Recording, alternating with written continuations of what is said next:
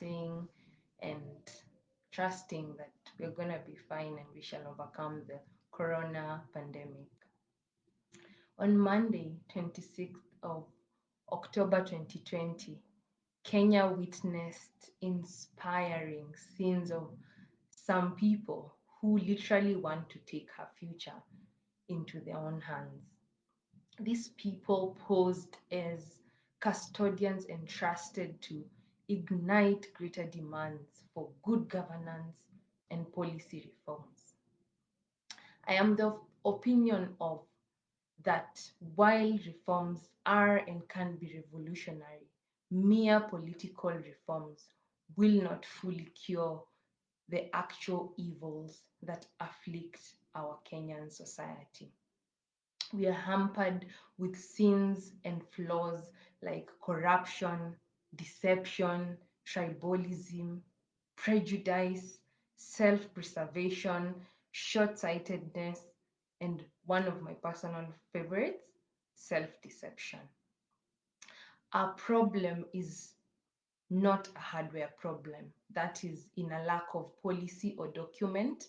Our problem is a software problem, a lack in our national ethos and a misaligned value system. And sadly, it shows. It shows in our dealings, it shows in our conduct, it shows in our social media content, it shows everywhere that we are. And so it's evident that we are missing something. If you look around, our youth today are almost empty. And it frightens me to think that they can actually be empty. No longer do the children in our time dream and believe that they can change the world. Indifference has destroyed the beautiful idealism of our youth, the complex illusions and fearless aspirations, the twinkle that you'd see in a child's eye.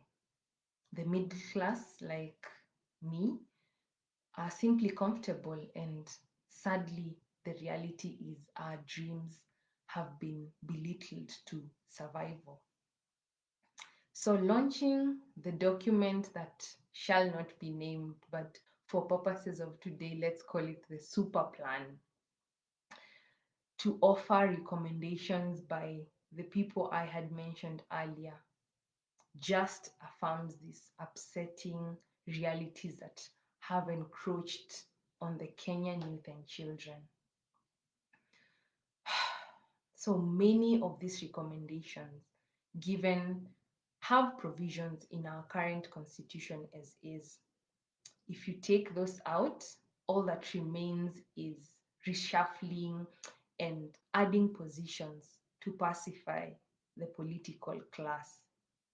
The rest of the other recommendations can literally be implemented through executive orders, directives from a manager, and simply institutional change. And to think that those people put custom bait to hook the youth into accepting this amazing super plan, I feel like it is wrong for them to use us like that. But I'm not here today to talk about the disputed truths around this super plan.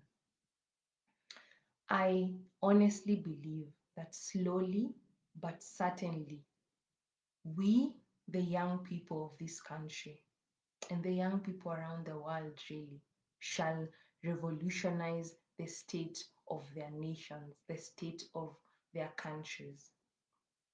More to the political reforms, I know the youth will champion social reform like never before. They will champion legal rectifications, and they will champion a mindset shift, a mentality shift that focuses towards a different reality.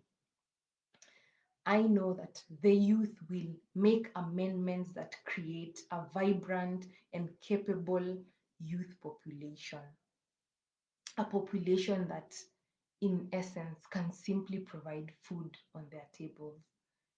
And I highly suspect that this hashtag youth takeover will not have its motives and roots from the handshake baby. So, in the words of Joe Kali, a famous young artist from Kenya, ni bidii yako itakufikisha pali unataka kwenda. So, when I say BBI, you say Bora Bidii Iendelee, because your success, dear young one, is a direct byproduct of your daily choices, not anyone else's, not a document, not anyone else's choice. Your daily choices to resiliently defy the odds set against you by the status quo, either intentionally or intentionally. And that status quo first begins in your mind, then outwardly and externally. And so I want to say that we are free. As young people, we are free. We are free from them. The freedom that we practice is the freedom for excellence, a freedom that is not exercised for selfish ends, but that allows the good of others. So this is a clarion call to all the young people in Kenya, in East Africa, in Africa, and globally. Choose ye this day if you shall be a helpless victim of the leadership crisis that is existing either in your country or globally, or a courageous participant in the gradual transformation of the sovereign nations that we live in.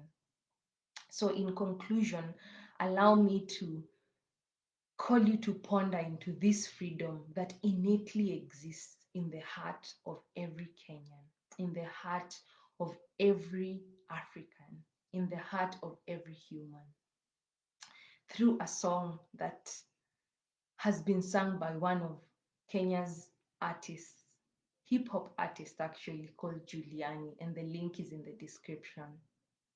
It's time for us to stop complaining about bad leaders, bad leadership, and everything bad. The time is ripe to identify and support a different breed, a different reality altogether, a different voice, and a better representation. So, the question really that is staring at us amidst a pandemic that half of the world doesn't even understand, what does better look like?